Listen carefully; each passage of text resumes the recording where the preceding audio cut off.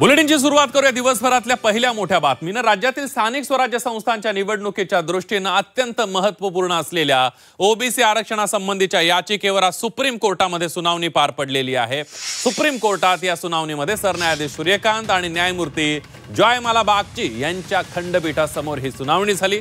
यावेळी solicitor general प्रकरणामध्ये वेळ आणखी वाढवून देण्याची मागणी केली आहे। ही मागणी मान्य करत सर्वोच्च न्यायालयाने या प्रकरणाची पुढील सुनावणी शुक्रवारी म्हणजे 28 नोव्हेंबरला ठेवली आहे।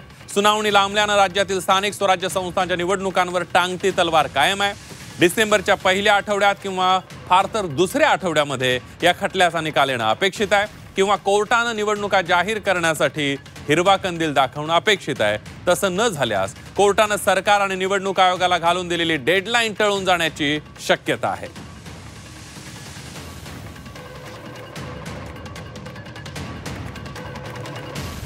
आपण बघतोय 50 पेक्षा जास्त आरक्षण कुठे झाले? गडचिरोली, हिंगोली, वर्धा, चंद्रपूर, लातूर आणि अमरावती।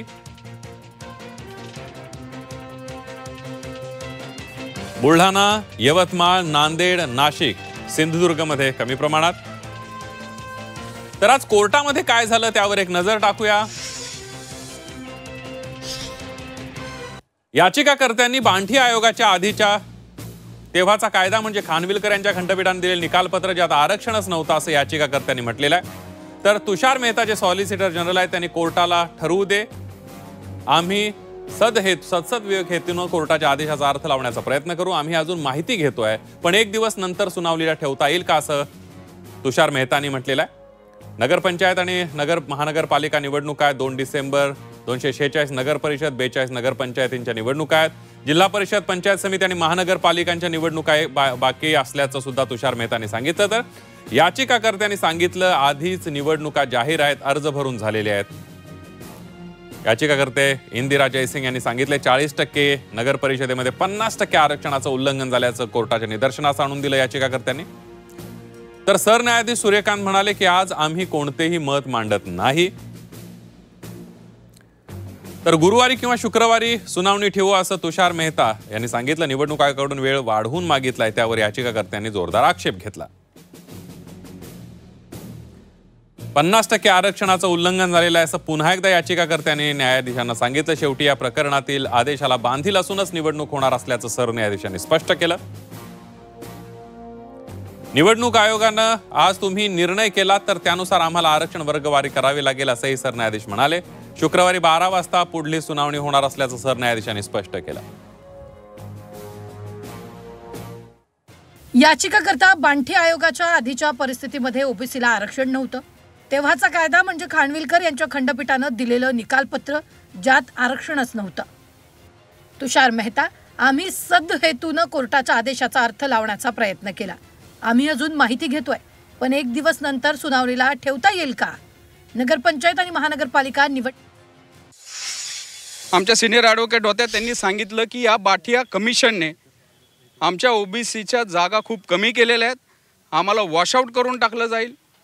याचिकाकर्त्यांतर्फे म्हणणं असं होतं की बाठिया कमिशन लागू करा, पण आम्ही त्याला विरोध केला। त्यावर कोर्ट इन्क्लाइन झालं।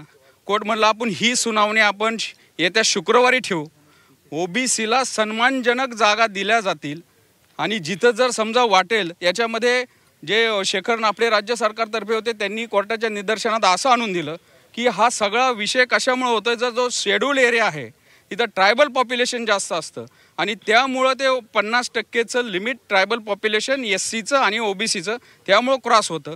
मग अशा याच्यामध्ये ओबीसीवर हा अन्याय होतो। तर कोर्टाने म्हणलं की आम्ही या संदर्भात कुठं ग्रे एरिया जर दिसला तर या संदर्भामध्ये लार्ज बेंच कॉन्स्टिट्यूट करण्याचा पण विचार करू, ओबीसीला सन्मानजनक प्रतिनिधित्व दिलं जाईल। याच्यावर बराच उहापोह झाला। आजची सुनावणी येत्या शुक्रवारी 28 तारखेला दुपारी 12 वाजता ठेवण्यात आलेली आहे। निवडणुका सुरू झालेल्या आहेत, सगळी प्रक्रिया अंतिम टप्प्यामध्ये आहे।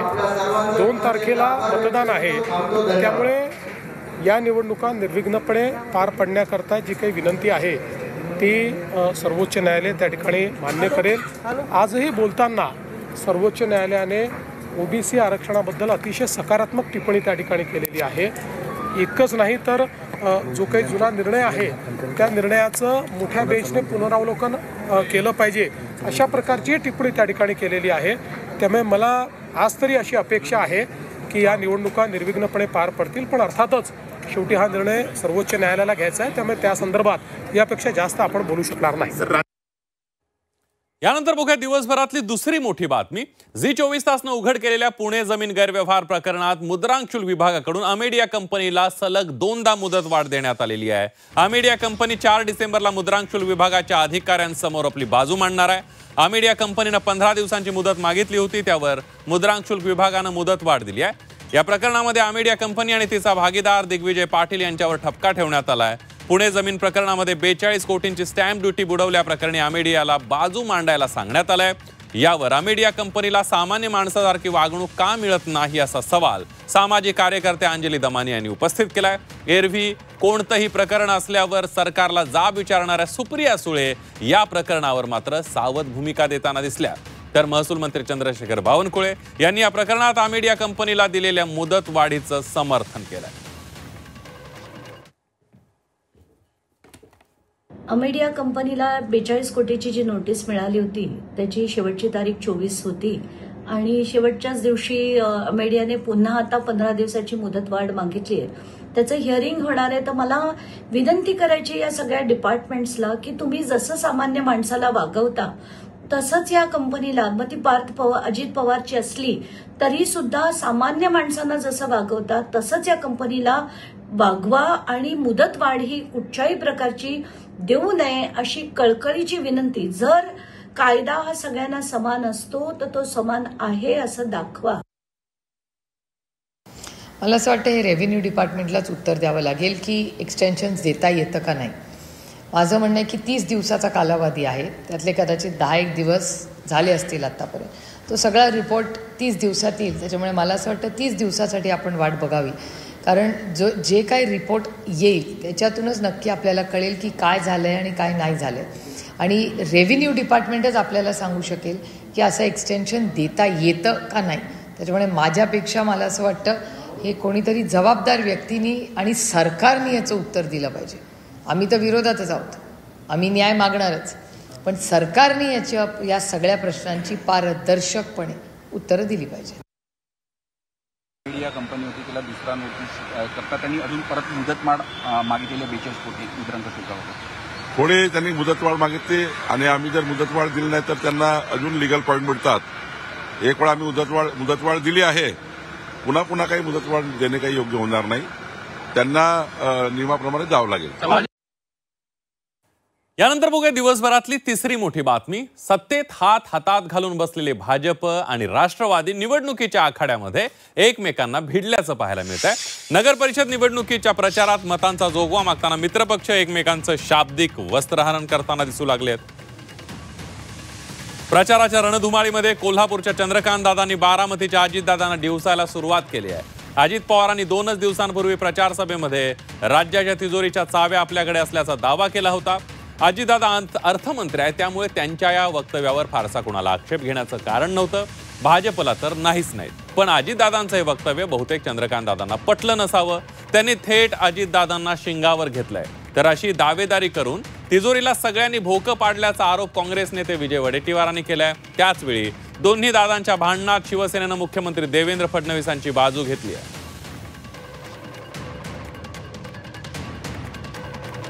तुम्ही मला 18च्या 18 उमेदवार निवडून दिले ना, मी तुम्हाला सांगितलेलं सगळं द्यायला तयार आहे, पण तुम्ही तिथं काट मारली का मी पण काट मारणार।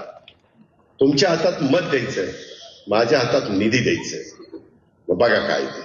अर्थ मंत्रालय माझ्याकडे महायुतीनं दिलेलं आहे, परंतु वाटप करत असताना जसं पंगत बसल्यानंतर तो वाढपी ओळखीचा असल्यानंतर बरं वाटतं, तसं आज वाढपी तुमच्या समोर उभा आहे। तिजोरीची किल्ली आपल्याकडे असल्यामुळे ती आणखीन कोणाकडे जरी असली तरी त्याच्यावर मुख्यमंत्री असल्यामुळे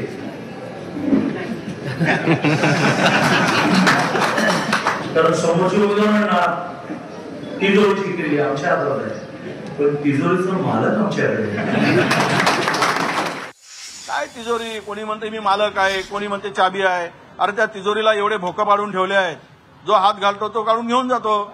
17 ठिकाणून भोकं करून ठेवले आहेत, काय राहिलंय तिजोरीमध्ये? काय सांगून राहिले? आणि तिजोरीची चाबी म्हणून धमकवताय. हा तिजोरीची चाबी म्हणून धमकवतोय, तो मालक म्हणून धमकवतोय. हे काय चाललंय? धमकीने राजकारण करायचंय काय?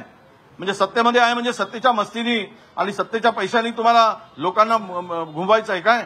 ही जी पद्धत चालली आहे महाराष्ट्रामध्ये हे बरोबर नाही. एक सांगतो तिजोरीची चाबी आहे, दुसरा मध्ये मालक आहे, तिसरा म्हणतो खाता आहे. म्हणजे बाकीच्याकडे काही नाही तर मतं नका देऊ, तुम्हालाच मतं द्या. महाराष्ट्र विकून खाणार तरी. आता अजितदादा अर्थमंत्री असल्यामुळं निश्चितच त्यांना अधिकार आहेत, परंतु मुख्यमंत्री हे मुख्यमंत्री असतात. मुख्यमंत्र्याला सर्वापेक्षा जास्त सर्व अधिकार हे त्यांच्याकडे असतात. हे निर्विवाद आहे, नाकारता येत नाही. त्या तिजोरीमधून आम्हाला जे काही आमच्यासाठी जे काही घ्यायचं असतं तर आम्ही घेत असतो. आमच्या विकासाच्या येतं कुठे खुंटी बसत नाही किंवा आमच्या विकासाच्या आड कोणी येऊ शकत नाही, एवढं मात्र निश्चित आहे. आम्हाला ज्या दिवशी निधी कमी पडेल त्या दिवशी यावर आम्ही भाष्य करू. यानंतर बघूया दिवसभरातली चौथी मोठी बातमी. दोघांच्या भांडणामध्ये तिसऱ्याचा लाभ होतो ही म्हण नगरपालिका आणि नगरपंचायत निवडणुकीच्या निमित्तानं खोटी ठरताना दिसते. कारण पश्चिम महाराष्ट्रातील कोल्हापूर, सांगली, सातारा आणि सोलापूर जिल्ह्यामध्ये आणि बहुतांश राज्यभरातल्या अनेक जिल्ह्यांमध्ये नगरपंचायत निवडणुकीमध्ये नगराध्यक्षपदासाठी महायुतीमधीलच मित्रपक्षांमध्ये लढत पाहायला मिळते. याचा अर्थ स्पष्ट आहे की कोणीही जिंकला तरी महायुतीचाच विजय होणार. राज्यात भाजप, शिंदेची शिवसेना आणि अजित पवारांचे राष्ट्रवादी पक्ष सत्तेत आहे. या पक्षाकडून निवडणूक लढवण्यासाठी सर्वाधिक इच्छुकांची संख्या होती आणि त्यामुळे जिथे शक्य आहे तिथे महायुती म्हणून एकत्रित निवडणूक लढवायची आणि जिथे शक्य नाही तिथे मैत्रीपूर्ण लढत करायचा असा निर्णय महायुतीच्या नेत्यांनी घेतला. हा निर्णय महायुतीच्या पथ्यावर पडेल असं चित्र बहुतांश ठिकाणी पाहायला मिळत आहे.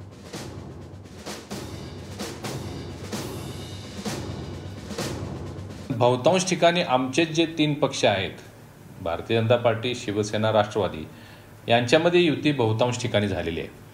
काही ठिकाणी स्थानिक पातळीवर पक्षाचे चिन्ह न घेता आघाडी करा म्हणून सांगितले गेलं, त्यामध्ये सुद्धा आमच्याच पक्षाचे लोकांनी आघाडी केलेली आहे. काही ठिकाणी पक्ष आणि आघाडी अशा सुद्धा युती झालेल्या आहेत. परंतु एक मात्र निश्चित आहे, जसं मी कोल्हापूरचं ठामपणानं सांगतो की 13 नगरपालिकांमध्ये 13च्या 13 ठिकाणी महायुतीचेच नगराध्यक्ष आणि महायुतीची सत्ता येणार आहे. यानंतर बघूया दिवसभरातली 5वी मोठी बातमी. महसूल मंत्री चंद्रशेखर बावनकुळेंच्या उपस्थितीमध्ये झालेले पक्षप्रवेश सध्या वादात सापडलेत. तुळजापुरात त्यांनी थेट ड्रग्ज प्रकरणातील आरोपी विनोद गंगणेला भाजपमध्ये प्रवेश दिला. विनोद गंगणेचा भाजप प्रवेश वादात सापडलेला असतानाच आता नागपुरातही झालेले पक्षप्रवेश वादात सापडलेत.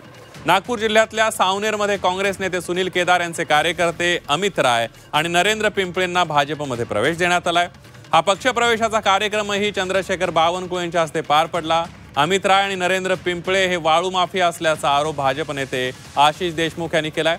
हेच वाळू माफिया आता महसूल मंत्र्यांच्या मागे पुढे फिरत असल्याचा उद्वेग त्यांनी व्यक्त केलेला आहे. तर काँग्रेसनेही नागपुरातील गुन्हेगारांच्या पक्षप्रवेशावर टीकास्त्र सोडलं. महसूल बुडवणारे लोक जेव्हा महसूल मंत्र्यांसोबत राहतात ते आमच्या मनाला कुठेतरी वेदना नाही. महसुली अधिकाऱ्यांवर गाड्या चालवणारे लोक जेव्हा महसूल मंत्र्यांसोबत भारतीय जनता पार्टीचा दुपट्टा घालतात ते आम्हाला सहजासहजी पचेन असं नक्कीच झालं. आणि म्हणून अशा लोकांना जर कोणी इथे प्रवेश घेत असेल तर ते आम्ही खपवून घेणार नाही. हे देखील आजच्या दिवशी संपूर्ण सावनेर विधानसभेच्या जनतेला त्यांचा आशिष देशमुख म्हणून सांगतोय. म्हणून अशा या परिस्थितीमध्ये ज्या लोकांचे प्रवेश त्या निमित्ताने झाले आहे त्यांचं रद्द करण्याचं काम सन्माननीय महसूल मंत्री बावनकुळे साहेबांनी करावं अशी त्यांना त्या निमित्ताने कळकळीची विनंती करतो. आशिष देशमुख काय खोटं थोडी बोलले.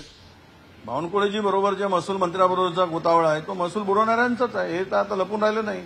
आता नावं जाहीर करायची असेल तर ते पण जाहीर करू, परंतु अशा लोकांना ठेवू नये सोबत, हे त्यांनी पाळलं पाहिजे. आणि राहिला तो त्यांचा अंतर्गत वाद, तर हे आता हे सुरू झाले आहे. 3 पक्षाची तोंड 3 बाजूला झाली, अंतर्गत वाद सुरू झाले आहेत. यांना जनतेच्या हिताचा प्रश्न चिंता नाही आहे. जनतेच्या हिताची चिंता कुठे आहे? यांना स्वतःची चिंता आहे, स्वतःच्या पक्षाची स्वतःची चिंता आहे. आणि त्यामुळे राजकारण हे संपूर्ण गढूळ करून टाकलं आहे महाराष्ट्रातलं.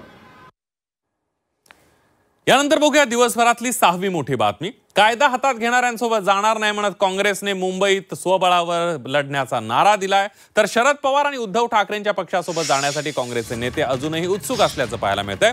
मात्र काँग्रेसच्या नेत्यांची जरी ही भूमिका असली तरी महाविकास आघाडीला मुंबईत मनसेशिवाय बहुमत मिळणं कठीण असल्याचं बोललं जात आहे. 2017च्या मुंबई महापालिकेच्या निवडणुकीच्या आकडेवारीवरून असं विश्लेषण करण्यात आलंय. मुंबईतील 22 प्रभागातील मतदानाच्या आकडेवारीमध्ये मनसेचा प्रभाव स्पष्टपणे पाहायला मिळतोय. अनेक ठिकाणी भाजप आणि महाविकास आघाडी यांच्यातील मतांमध्ये काहीसा फरक असताना मनसेची मतं ही 2 ते 6 हजारांच्या दरम्यान आहेत. त्यामुळे आगामी मुंबई महापालिका निवडणुकीत मनसेशिवाय महाविकास आघाडीला बहुमत मिळणं अवघड असल्याचं आणि कठीण असल्याचं बोललं जात आहे. मनसेसोबत जाण्यासाठी सकारात्मक असलेल्या विजय वडेट्टीवार यांनी हा चेंडू आता मुंबईच्या नेत्यांकडे टोलवलाय. तर विश्लेषणापेक्षा ग्राउंडवरील परिस्थिती वेगळी असू शकते असं म्हणत वर्षा गायकवाड आपल्या निर्णयावर ठाम असल्याचं पाहायला मिळत आहे. प्रत्येक पक्ष आपला पक्षाचा मत ठेवत असतो आणि त्याप्रमाणे काँग्रेस पक्षाने आपलं मत ठेवलेलं आहे. विक्रोळीमध्ये आपल्याला सुद्धा माहिती आहे की त्या ठिकाणी जे आहे ते आम्ही सुद्धा लहानाचं मोठं झालेलं आहे. माझं लहानपण सुद्धा त्या ठिकाणी विक्रोळीमध्येच गेलेलं आहे. त्यामुळे तुम्ही जी भूमिका मांडताय त्या संदर्भामध्ये विश्लेषकाचं मत असेल. जमिनीची परिस्थिती कदाचित वेगळी असू शकते. राजकीय विश्लेषकांचं मत आहे. आता काँग्रेसचं मत म्हणजे स्थानिक आमचे निवडणूक आपली मुंबईचे नेते आहेत, आमच्या मुंबईचे अध्यक्ष आहेत, बाकी आमचे मुंबईचे आमदार आहेत, नेते आहेत. त्यांनी बसून तो निर्णय घ्यायचा आहे. आम्ही त्यांच्यावर सगळं सोडलेलं आहे. तुम्हाला सत्ता पाहिजे नाही पाहिजे, तुम्हाला निवडणुका कोणाबरोबर करायच्या आहेत, काय पाहिजेत हे त्यांनी ठरवावं. त्यांनी ठरवलं की तो निर्णय आम्हाला मान्य राहील. काय वाटतं कारण भूमिका काय असणार आहे शेवटी महत्वाची भूमिका मनसेची? नाही, मनसेची भूमिका काही असू देत. मला वाटतं की मनसेच्या भूमिकेवरचं काँग्रेसची भूमिका काय आहे हे महत्वाचं आहे. त्यामुळे काँग्रेसनी त्या संदर्भात आम्ही प्रदेशच्या नेत्यांनी त्यांना अधिकार दिलेला आहे आणि तो त्यानुसार त्यांनी निर्णय घ्यायचा आहे.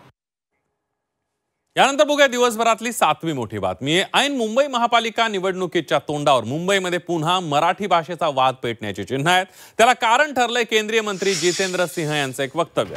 IIT मधल्या राष्ट्रीय क्वांटम मोहिमेअंतर्गत फॅब्रिकेशन अँड स्टेन्सल फॅसिलिटीचं उद्घाटन आणि देशातील पहिल्या लिक्विड हिलियम क्रायोजेनिक सुविधेचं लोकार्पण त्यांच्या हस्ते करण्यात आलं आणि त्यावेळेला दिलेल्या भाषणामध्ये त्यांनी IITच्या नावामध्ये बॉम्बे कायम ठेवल्याचं कौतुक केलं आणि नव्या वादाला तोंड फुटलंय. हे वक्तव्य आता भाजपच्या अंगलट येण्याची शक्यता आहे, कारण महानगरपालिका निवडणुकीच्या पार्श्वभूमीवर मुंबईमध्ये मराठी अमराठीचा मुद्दा सध्या चांगलाच तापतोय. अशात केंद्रीय मंत्र्यांनी मुंबईत येऊन बॉम्बेच्या नावाला दिलेल्या पसंतीनं विरोधकांच्या हाती आहे तर कोलीत सापडलंय. तर दुसरीकडे सत्ताधारी मित्रपक्षातील जितेंद्र सिंह यांच्या वक्तव्याचाही चांगला समाचार घेतलाय. नाही, ते खुश असून चालणार नाही. ज्या शहराचं नामांतर झाले त्या शहराच्या नामांतराचं नाव हे प्रत्येक गॅजेटमध्ये आलेलं आहे आणि गॅजेटमध्ये आलेलं नाव हे तुम्हाला वापरणं बंधनकारक आहे. मग ती संस्था असो, सरकारी असो, खाजगी असो का कोणतीही असो. म्हणून ज्यांना बॉम्बेचा पुळका आहे त्यांनी आता तो आग्रह सोडून दिला पाहिजे आणि जे नामांतर मोदी साहेबांच्या नेतृत्वामध्ये झालेलं आहे ते नाव तुम्हाला पुन्हा एकदा ते वापरावंच लागेल. मुंबईच्या नावाशी कुणीही तडजोड करणार नाही. मराठी, मुंबई आणि महाराष्ट्र याचा अपमान करण्याची आणि यांना हिणवण्याची एकही संधी भारतीय जनता पक्षाचे नेते सोडत नाहीत. या केंद्रीय भारतीय जनता पक्षाच्या नेत्यांचे बूट चाटणारे अमित साटम आणि आशिष शेलार आपण कुठल्या वेळात लपून बसलेला आहात? या वंदनीय बाळासाहेबांच्या स्मृतीस्थळाजवळ या, पश्चाताप करा, नाक घासा आणि माफी मागा. यानंतर बघूया दिवसभरातली 8वी मोठी बातमी. डॉक्टर गौरी यांची आत्महत्या नाही, तिला मारहाण करून तिची हत्या करण्यात आली असा गंभीर आरोप गौरीच्या वडिलांनी केलाय. तर या प्रकरणामध्ये SIT नेमून दोषींवर कडक कारवाई करण्याची मागणी गौरीच्या आईनं केली आहे. गौरीचा पती अनंत गर्जे पर्यावरण मंत्री पंकजा मुंडे यांचा पी आहे. अनंत गर्जेचे विवाहबाह्य संबंध होते. त्या वादातून 22 नोव्हेंबरला गौरीनं आत्महत्या केली. पण मला न्याय द्या. माझी मुलीची आत्महत्या करायला की नव्हती, करणारच नव्हती. ती प्रवृत्त जरी केली असली तर त्याची हत्या केली आणि याचे पुरावे आम्ही पोलिसांना दिलेत. पण तरी पण 2 आरोपी आणखीन मोकाट आहेत. त्या 2 आरोपीला ते मदत करावा आणि शासनाला ताईंना माझी विनंती आहे की याला आम्हाला न्याय मिळवून द्या आणि जे खरंच आरोपी आहेत त्यांना फाशी 302 काय कलम लागतील तेवढे लावा. माझं तर लेकरू गेलं, माझ्या लेकराला न्याय भेटला पाहिजे. कारण आता ह्या SIT शिवाय न्यायच भेटू शकत नाही. बाकीचे हे किती चौकशी करतात. आज 2 दिवसात त्यांनी काय दाखवलं, चौकशीमध्ये काय आलंय समोर? काहीच नाही आलं, काहीच नाही. तर पंकजा मुंडे यांनी गौरीच्या कुटुंबियांची भेट घेतली. डॉक्टर गौरी पालवेंच्या कुटुंबियांना, वडिलांना यावेळेला अश्रू अनावर झाल्याचं पाहायला मिळालं. पंकजा मुंडे यांच्याकडून पालवे कुटुंबियांचं सांत्वन करण्यात आलं. मुलीला न्याय देण्याची मागणी गौरीच्या वडिलांनी पंकजा मुंडे यांच्याकडे केली आहे. तसूनही तुम्ही काही करू शकले नाही तर आम्ही बिना आमचं तर काही माहितच नाही. कोण विचारते कोणाच्या वैयक्तिक जीवनातले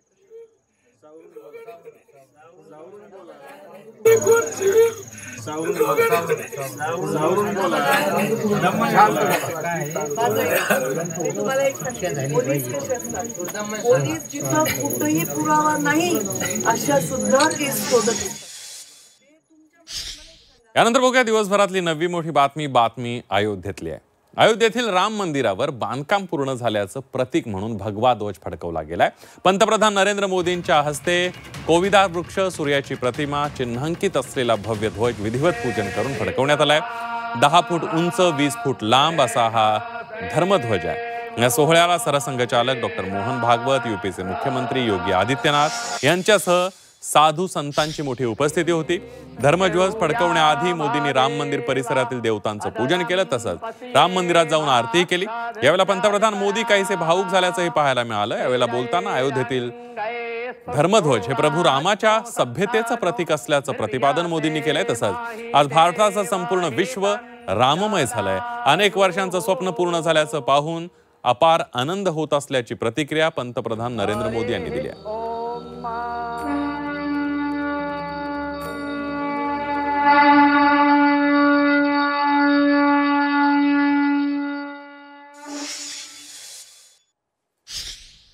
झी24 तासवर अयोध्येतल्या धर्मध्वजाचा फोटो आपण पहिल्यांदाच बघितला होता. अयोध्येतील धर्मध्वजाची पहिली झलक आज सकाळी झी24 तासनं संपूर्ण महाराष्ट्रासमोर आणली होती.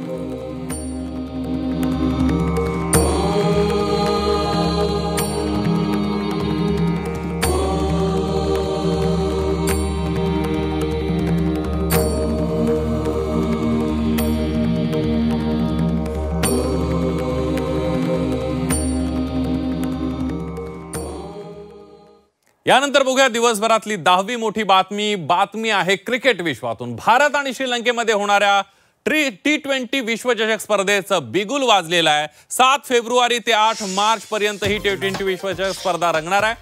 भारताचं मिशन T20 वर्ल्ड कप हे 7 फेब्रुवारीला भारत विरुद्ध अमेरिका यांच्या लढतीनं होईल.